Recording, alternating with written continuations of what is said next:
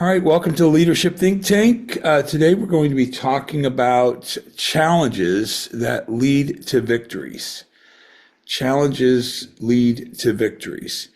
The objective today is to help us recognize that challenges are essential to our growth. If you think of a rubber band, without tension, it's useless, right? There has to be some stretching involved in order for the rubber band to find its potential. The other side of that coin is we're going to, over the course of this time together, we're going to reframe adversity and how it looks and how adversity can become an opportunity for victory. So that's what we're shooting for today. So listen, every leader faces moments of struggles. But often in those moments of adversity, we find that we have this strength. Like, where did that come from? Where did that faith come from? Or even so, after the fact, after we've made it through that tough valley or that tall mountain, whatever analogy you need, our strength and faith and skills are forged for future adversities. And but victories are rarely born from ease, right? We know that struggles come and they forge us, they shape us. My former pastor would say that even the type of people that God puts in our life sometimes are like sandpaper. They are there to kind of buff these areas of our life to make us better for our for life, right? There's some edges in our life that need to be buffed out. And so most leaders emerge through endurance. So that's what we're going to get into today. Now, you know of Bible stories such as Joseph, such a powerful story that resonates with me so much. But Joseph was sold into slavery by his brothers, sold out by his brothers, right? And then while working as a slave in Potiphar's house, Potiphar's wife tried to make a move on him, and he refused it and then ended up in prison. But even while he was in prison, he was running the prison. He had favor with the prison guards. He learned the adage is to bloom where you're planted. And there he was, being the best inmate he could possibly be, and to the point where he was running it. And then one day he went right from the pit to the palace and became the second in command of the whole region. And so that happened. But if we fast forward a little bit, when his family showed up and he revealed who he was, he said, "Hey, brothers, don't be sad, because what you meant for evil, God meant for good." And so there was a lot of forging that was going on. The Bible doesn't really tell us how Joseph was being transformed or why he had to go through what he went through. I believe there possibly could have been some pride that was dealt with there. Maybe he was a little braggadocious about his dreams that he was having when he was a young man, telling his brothers and his family, "This is the dreams I had, and I'm going to be ruling over y'all," you know. And so perhaps there was something going on there, but nonetheless, he came out on the other side with humility. And that was a powerful story right there of a historical figure who triumphed through adversity. So challenges don't break real leaders, they shape them, right? When a challenge comes, the real leader usually comes to the surface. Oftentimes, a person is placed in leadership, but when the tough comes, the leaders get going. And so the real leader, though, in that moment rises to the challenge. So the challenges reveal character. Challenges reveal character. They expose our weaknesses, but are also highly potential, right? They expose our weaknesses. We know where we have to shore up different areas of our life as a leader, or what I always say is we want to staff our weaknesses.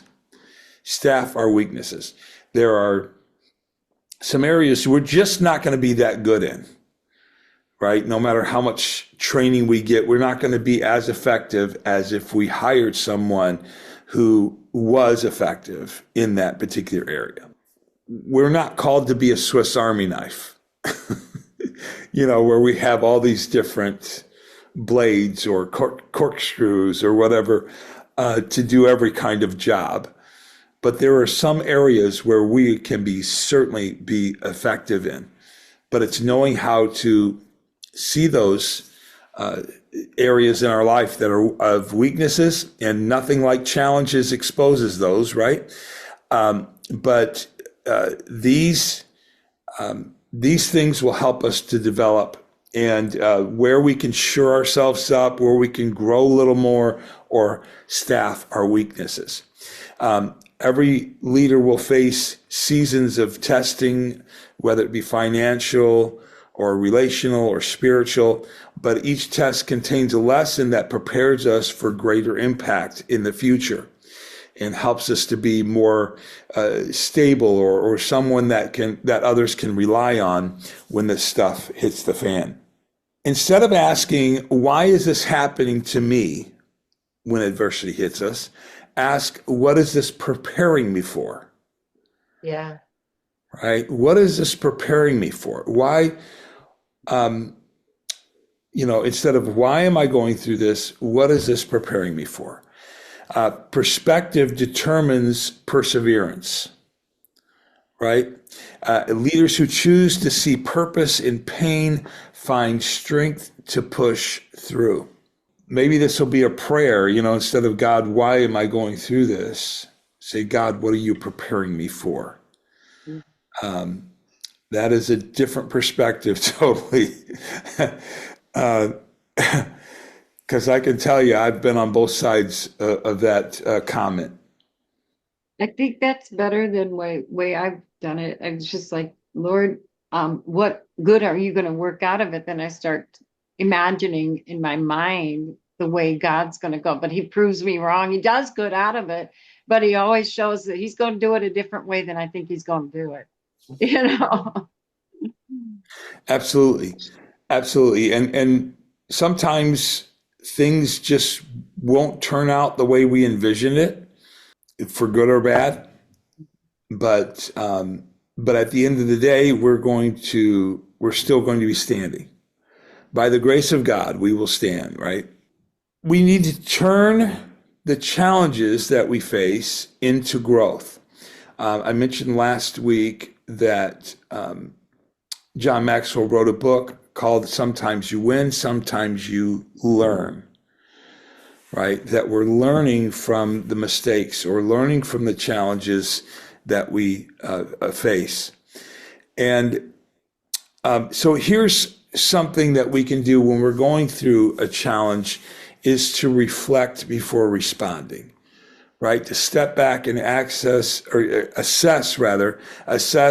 what the challenge is teaching us. Sometimes we get so caught up in the moment. My former boss used to always say, you can't see the forest for the trees. And that drove me crazy, hearing him say that over and over. But one day it hit me. I finally really grasped what he was saying. Of course, he was saying, the things that we're caught up with, the things that are right in front of us that we too often focus on instead of the bigger picture. But to see that from a different perspective, what if you were to be able to kind of Google Earth it, right? And you were able to bring yourself up to a hovering perspective and see the bigger picture, see over those trees that are in the forest that you would have been focused on and see the bigger picture. So what is this challenge teaching me? And then the second thing is to stay faithful in the process. Stay faithful in the process. Growth rarely feels good while it's happening, right? If Joseph could have just went from his father's house to the palace, that would have been wonderful. But That's what we all want, but it's absolutely, absolutely. So one person, I remember John Maxwell talking about this. One person said, hey, John, I want to do what you're doing. He says, that's great, but you're probably going to have to do what I did to do what I'm doing. Right? So there's a process. And if we're thrown into a big situation, I'll tell you a quick story. So I was a youth pastor for about 15 years. And while I was at one of our churches, I took our youth ministry to this church in Grand Rapids that had this, really cool concept that I thought that we could see. I wanted our youth to see it so we could design our youth room so it had this, very cool feel to it and all that. And I had been there to the church and I'd seen it, so I was bringing them there or taking them there to see it. Well, when we arrived, unbeknownst to me, they had already built a new youth facility, $1 million youth facility, state-of-the-art sound system and lighting and game room and pool tables and a full-blown working kitchen, restaurant inside this thing, all for the youth ministry. I'm like, whoa, what is this? And I said, where is the other room at?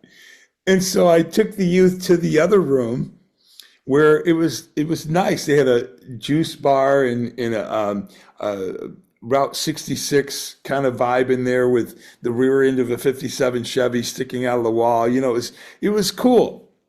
And but it was conceivable, right? Whereas if we would have taken our youth ministry and plopped them into this $1 million facility that they had, we wouldn't be able to handle it. Right. Because we weren't there yet. Right? There's some growth that needed to take place so that we could be good stewards of what we were given. So it's important that we go through that growth process, that things that are happening to us are preparing us for the greater still yet ahead. The other thing is to learn and apply. Don't waste a tough experience. We say that experience is the best teacher, but the truth is it's evaluated experience that's the best teacher. When we sit down and take a moment to reflect on what just happened to us, how we handle it, how can we handle it better moving forward, and that we let the tough experience refine us in our strategy and deepen our empathy for others. Man, you'll learn a lot of empathy for others when you start going through something yourself. Mm-hmm. Oftentimes we want to say, hey, pick yourself up by your bootstraps. Let's get going, until you're in that position. Yeah. And you see that sometimes it's just difficult. Mm-hmm. and it's hard to break through. And fourth, we want to celebrate the small victories, right? Every step forward, however small, is progress towards leadership maturity. So we need to celebrate the wins, not get stuck there. If you think back to the movie Napoleon Dynamite, where Uncle Rico is always talking about that day when he was throwing the football for a football team in high school or something, or college, whatever it was. But this is years ago. And he's still stuck back in that time, but that time is come and gone, so we need to have new focuses and new challenges and new goals ahead of us. And when we reach those goals, we celebrate those, but we keep moving because those will fade away. So listen to this. Here's the victory principle. Okay, the victory principle. True victory isn't just overcoming obstacles, it's emerging wiser, humbler, and stronger. Every challenge conquered increases the capacity for greater responsibility. If you remember the movie, I'm a movie head, y'all. If you remember the movie from Spider-Man, with great power comes great responsibility, right? And even the Bible backs this up in saying that, if we're faithful over the small things, God will make us ruler over much. But we want the much too often until we get into it. And some people have gotten that opportunity, maybe was promoted to some rank just by some odd choice, and now they're in that position and they're way over their head. They don't know what to do and how to handle it. And there's been so many companies that have gone belly up because they've had the wrong person in charge, or they've had to call in a new CEO all of a sudden, right? So you're not bringing politics into this, are you? Nope. No, I'm going to leave that out. But hey, if your mind goes there, you know what I'm talking about, right? So obviously we've had people that just get in and they get over their heads, right? So listen, pressure reveals purpose. As I talked about at the beginning of this teaching today, a rubber band is useless until it is stretched. We have rubber bands that we've had for our leadership company, and it says on there, remember to stretch, right? It's a wristband, rubber band that you wear. It says, remember to stretch, knowing that in order for us to grow, we have to continue to be stretched. And secondly, it says on there, snap negativity. You ever put a rubber band around your wrist and pulled it back and let it go? It hurts pretty bad. But if you remember to do that every time negativity comes out of your mouth, I can't, it won't work, it's not going to happen. We snap that to remember the pain that comes with that negativity. Meaning that, yes, this particular idea may not work, but we're going to find another solution. We're going to find a way around this mountain or through it or over it, but we're not going to just stay here. There's a story of this analogy here of a family, let's say traveling from Michigan to Florida, and somewhere in Kentucky, their car breaks down and they just decide right in that moment, okay, we're just going to stay right here. Think about how ludicrous that would be. Their home is back in Michigan and livelihood is back in Michigan and the vacation destination is in Florida. Why are they stuck in between? But that's how we get in life, don't we? We get to a certain point where we say, you know what? I just can't go any further, so I'm just going to stop right here and make a place to live. I'm just going to stay in this situation. And that's not how life is meant for us. So again, pressure reveals purpose, and what crushes some people refines other people, right? So it can either crush you or refine you. Let me say this, how will you allow adversity to work in your life? So let me ask some questions to you both here. Is there something you're being challenged with that could actually be preparing you for something greater?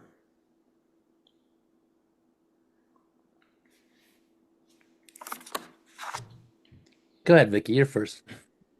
Well, I was just thinking about that last night, and after being on the prayer team, and the altar team, and listening to I won't repeat people's stories. I've gotten my certificate is I'm a retired trauma therapist, but I think that everything I've learned getting my certificate was right there at the altar, and God just helped me to be that person and to pray for people and show me the right way to pray because of the training I've had, but I was able to utilize it, putting it together. And I don't think that people even need to wait 3 hours. Like my training isn't the same as where you go to a psychiatrist's office and for 55 minutes for many, many years. Mine is just actually sitting and listening. Go figure. Yeah. It's just listening and not putting a time on it and say, you could be here 3 hours. You could be, I had one client that it took 8 hours. I was 8 hours without a break, without even getting up to go to the bathroom because it was on the Zoom, and without even getting up to go to the bathroom, just 8 hours just listening. And she needed that, and she was healed. She was like from a different country, but it's it's not the same type of therapy that most people have. It's just sitting and listening to their story. And Jesus did that. He implemented that. He after he rose from the dead, he walked with two people that didn't even recognize him, and so he sat and listened to them. And that's what it's part of his character, is to sit and listen to people. When you ask them how you doing, you better be ready to listen to their whole story if need be. How are you today? Well, that's a big open question. It's not, we all expect, oh, we're fine, even when we're not. But anyway, I didn't mean to take so long. But I think that God's going to do something with both of that. My training as well as now my training, and which I've got a lot to brush up on as far as the altar. I've got some learning to do as far as experience, but I think God can put the both together and heal people before 3 hours is up. Yes. Or 8 hours. Yes. Yes. Thank you for sharing. Keith, did you have something? Oh, what? Rephrase the question again, please. The question is, what is one challenge you're currently facing that could actually be preparing you for something greater? I'm going into the business aspect, back into marketing after all the fiasco with the FCC, and I think sometimes like since the company's basically running itself, I can go full time into marketing and designing ads and videos and stuff like that, and that can help me with anybody else too, any other company that's having issues marketing themselves. Yeah, that reminds me, Keith, when COVID hit. That was adversity for a lot of companies because they were faced with, we're either going to go out of business or we got to reinvent the wheel here. Mm-hmm. And it turned out that a lot of them were already doing something behind the scenes, or doing something that wasn't as great as an idea at the time when they started doing it, but it became so valuable later on when we went through COVID. A lot of alcoholic companies were then making hand sanitizer. Yeah. Right? And so they repurposed what they were doing so that they could continue to thrive during this difficult season. And so that's what it's about, is about the greater still to come, and that we're always in a process of reinventing ourselves, to forget what we've learned so that we can learn new, right? And so that we're always being, that our minds are always being developed and we're always being shaped into being better people. And not being stuck like my reference of Uncle Rico from the movie Napoleon Dynamite, that we're stuck somewhere in the 70s or the 80s or whatever decade that you might have been had much success in, but that we're always continuing to move forward. So here's another powerful question for us to think about is, how do you typically respond when things don't go as planned? How do you typically respond?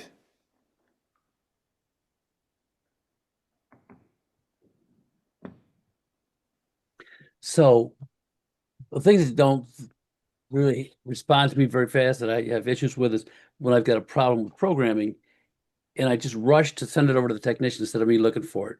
He doesn't get back to me because his phone doesn't work half the time, so I just do it myself. That's generally what I do with my QuickBooks. If things aren't moving fast enough, I'll go and jump into myself. I got to back off and let these people do their job. It's crazy. That's good. Good. So what you say is, when things don't go as planned, you typically jump in there to do it Yes. instead of waiting for that to happen. So that's powerful. Who was I talking? Oh, I was doing another podcast yesterday, and we were talking about that very thing, in how oftentimes we feel stressed out because we're trying to do it all. And when we finally delegate something to someone else, they're probably not going to do it the way we like it, or the way we want it to be done, or in the speed we want it to be done in.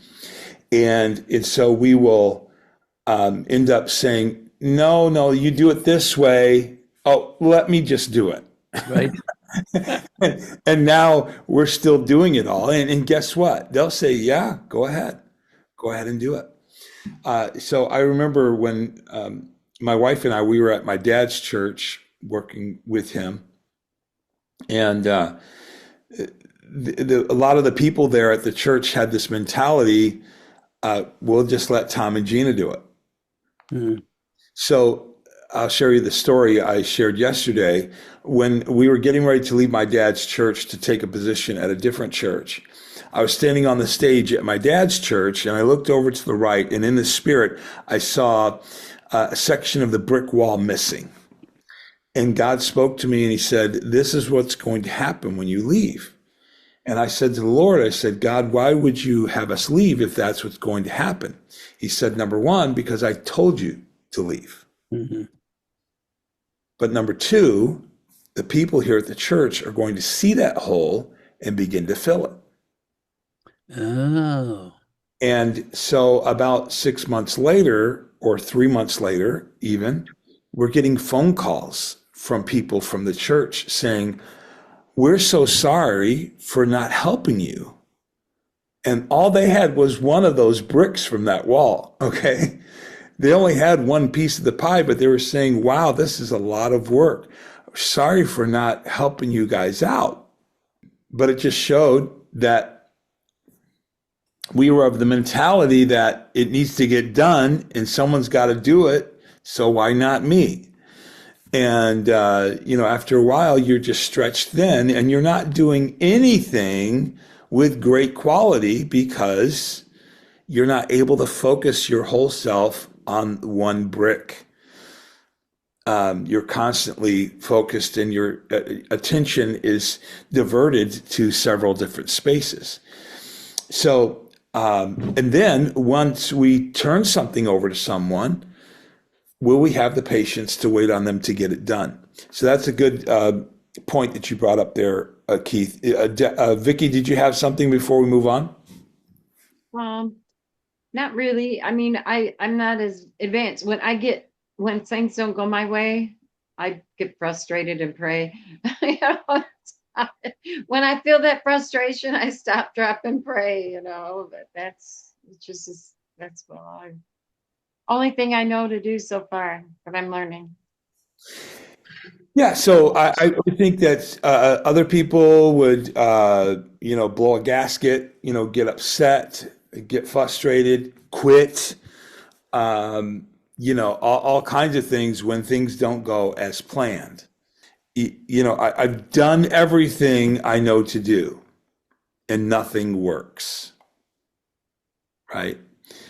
And chances are we've not done everything there is to do because there's always what's that statement that there's more than one way to skin a cat? I don't know where that came from. It sounds gross, but but there is another way to do things. All right, let me go on to the next question for us. What habits help us maintain perspective during difficult times? What habits can help us maintain perspective during difficult times? For me, it would be reading the Bible.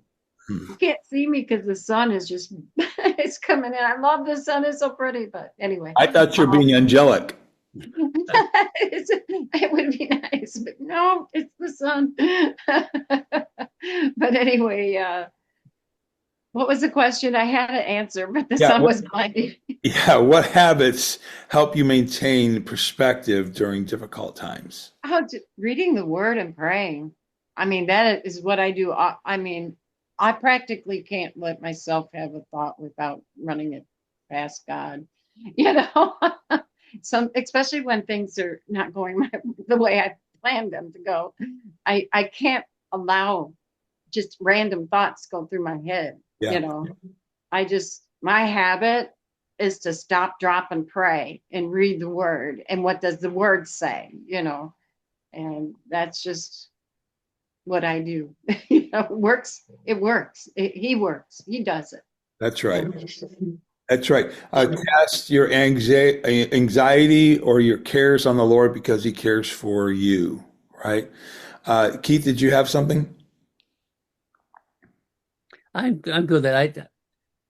If I run across something where I can't get with it, praying is after the flesh tries to fix things, then I pray. It's like, Lord, I can't figure this out. What am I going to do? And it's not always immediate, that's for sure. But I'll get it when I'm driving away, figure it out. Yeah, that's good. That's good. So praying is a good habit to have.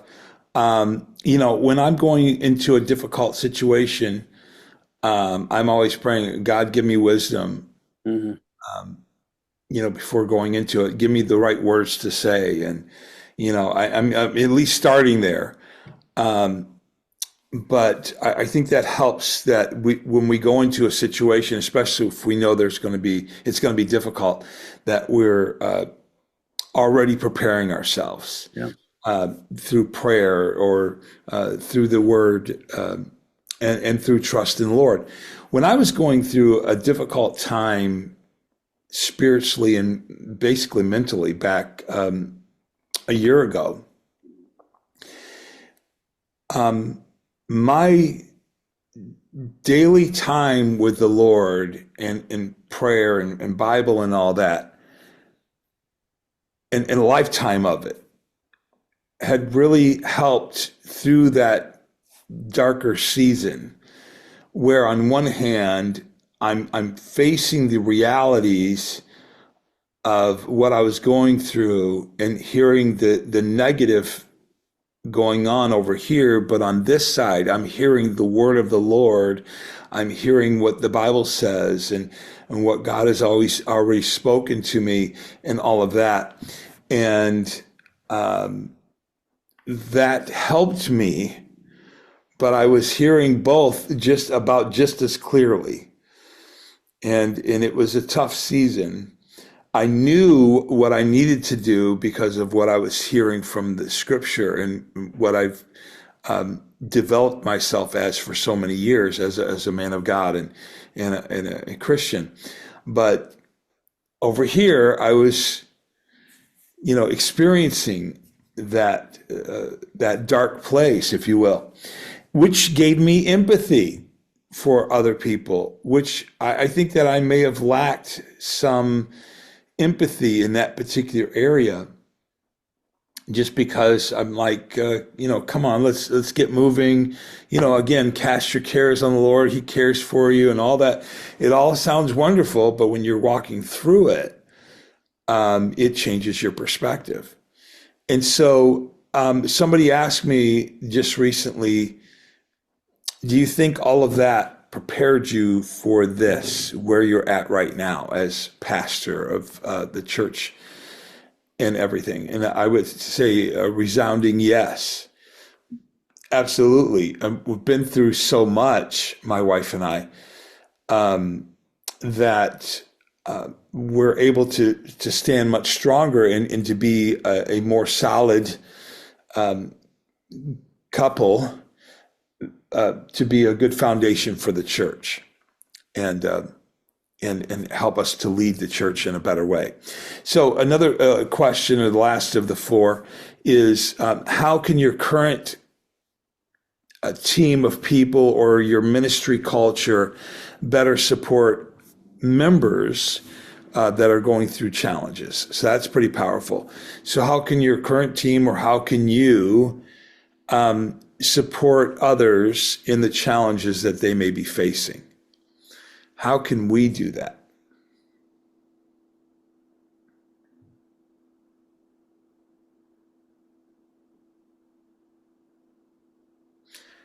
You're muted.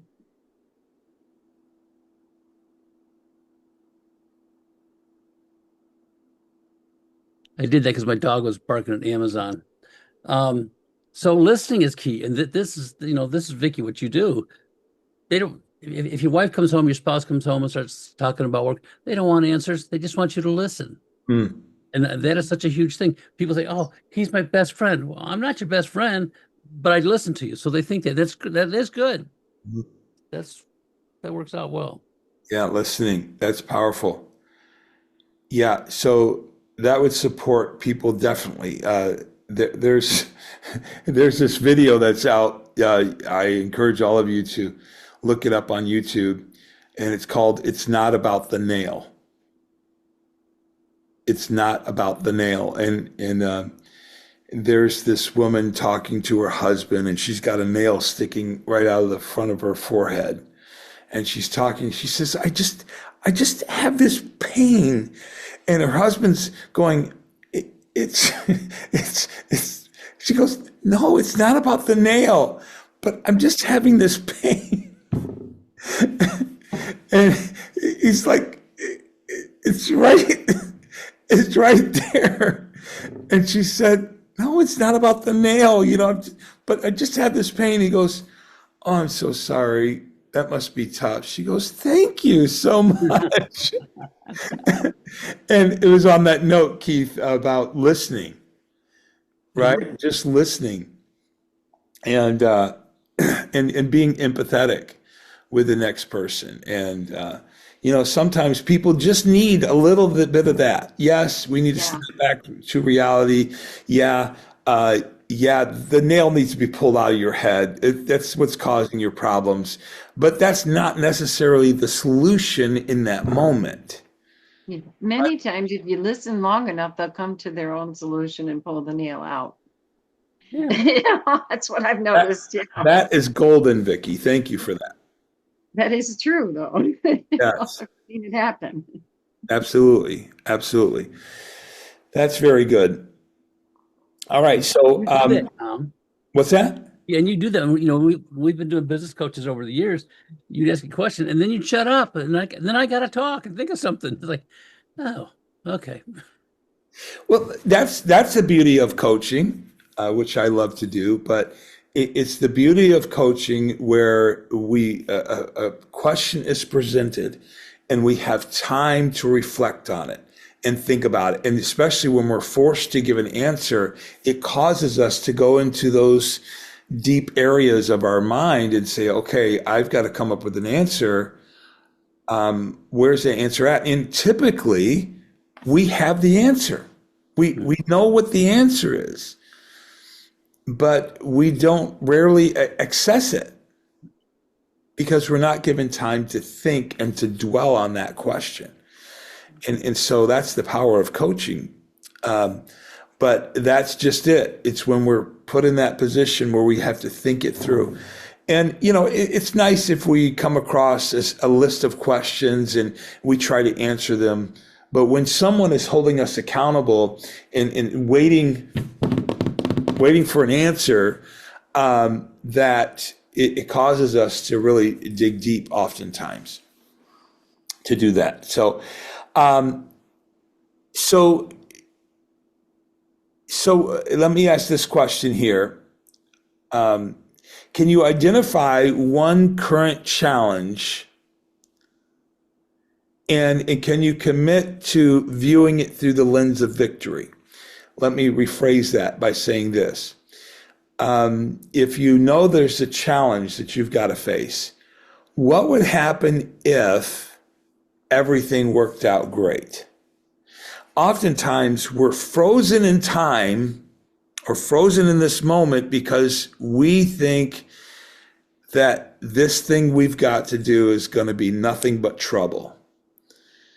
And all we're going to have is trouble all the way through it. But what if there was going to be victory on the other side?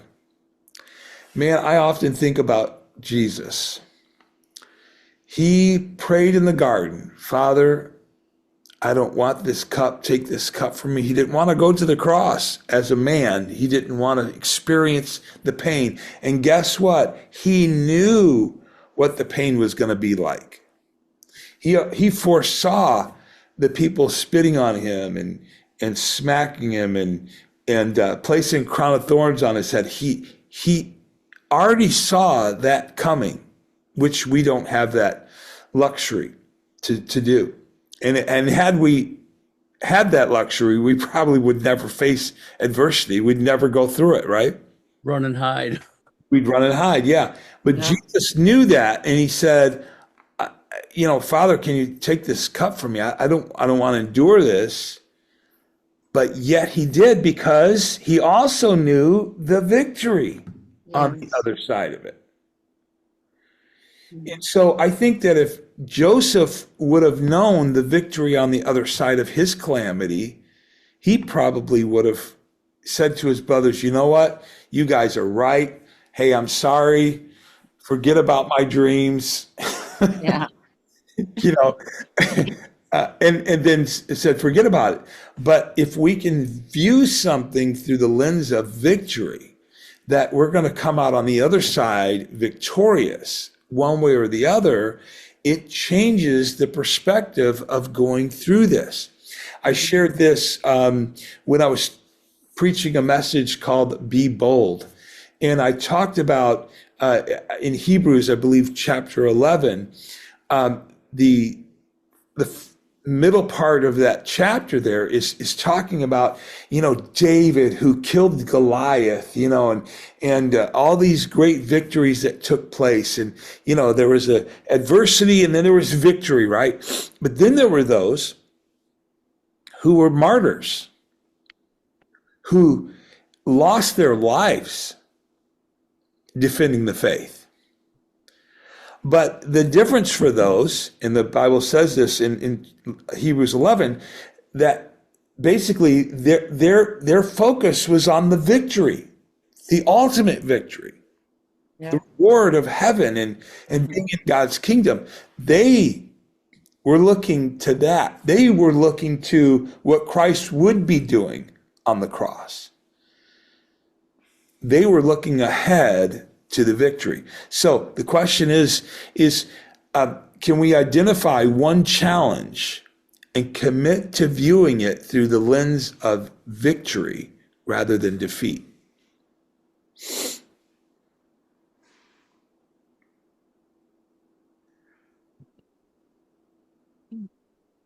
I have one. The Lord has been bringing me through this challenge for a while now, because it's like I'm testing and I'm not really winning yet. But I see how in the end, when he brings me through it, my financial situations, it's just like You know, it's like each day he provides for me each day, literally each day. It's almost like the manna from heaven. It goes away the next day and then he provides the next day, and it's the way it's been, going. But God has me, learning how to do my own finances, and when, yeah, I believe I could, when the victory can be to where, I'll be able to buy my own house. I'm 64 years old, never owned a house in my in my life. My dad was a landlord; he owned several, but I wasn't raised that way. But it's been a challenge for me. But I'm trusting God, and I trust He's going to teach me what I need to learn, and guide me to the right places. And I'm still, learning that challenge, but he comes through no matter what. I mean, even though he knows I'm going to come out into my promised land, and I know that too, even though I don't see it, I still know it, you know. Whether it be this side of heaven or the only home I will own would be the mansion he's preparing for me in heaven, and that's okay. you know, I'm okay with that. Yeah. Anyway, Keith, my did you have challenge. something? Pardon? No, I got nothing on this one, Tom. Okay. All right. Well, here's some reflection for us to do this week is to write down the key lessons our challenges are teaching us this week.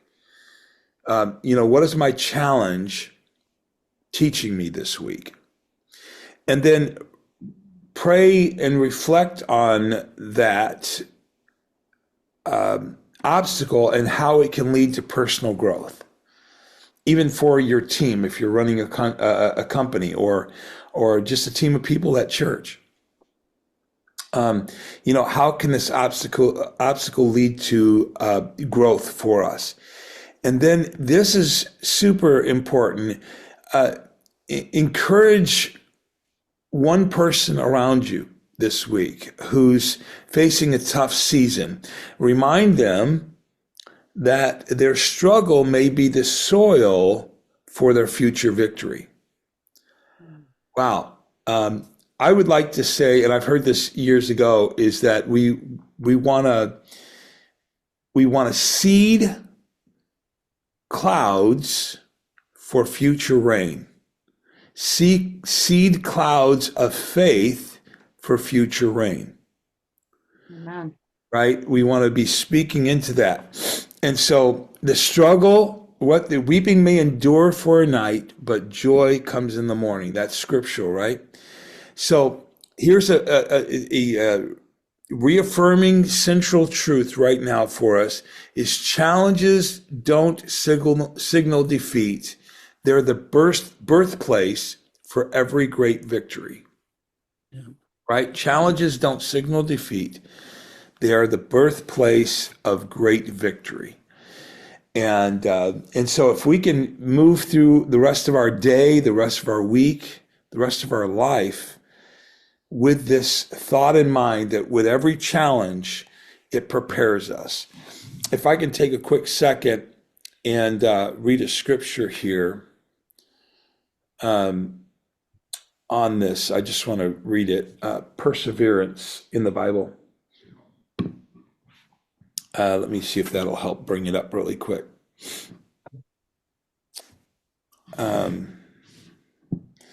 Let's see. Going to it. Well, this is good. This is one, Galatians 6:9. Let us not grow weary of doing good, for in due season we will reap if we do not give up. Right? But this is the one I was hoping for. This is Romans chapter 5, verse 3 and 4. I'm just going to read what's written here. Not only that, but we rejoice in our sufferings, knowing that suffering produces endurance, and endurance produces character, and character produces hope, right? These things come as a result of the adversity that we walk through. But the Word of God declares, in the Lord's Prayer, or Psalms 23, though I walk through the valley of the shadow of death, I will fear no evil, for thou art with me, right? That means we're going to walk through stuff, but he's going to be with us. And we often quote the scripture, no weapon formed against me shall prosper, but that doesn't mean weapons aren't being formed against us. True. Mm-hmm. Right? So adversity and challenges are going to come, but God is with us, and we can do all things through him who gives us strength. And we know that the sun is going to shine again, even when there was a cloudy day. Again, weeping may last for a night, but joy comes in the morning. So the sun will shine again. We will be on the other side of this thing, whatever this obstacle or challenge might be that we face. And so we just need to continue to cast our burdens to the Lord, and to know and that he's giving us the grace and the wisdom on how to forge ahead. Is that good? Very good. Good. Thank you all for joining us for this recording. God bless you.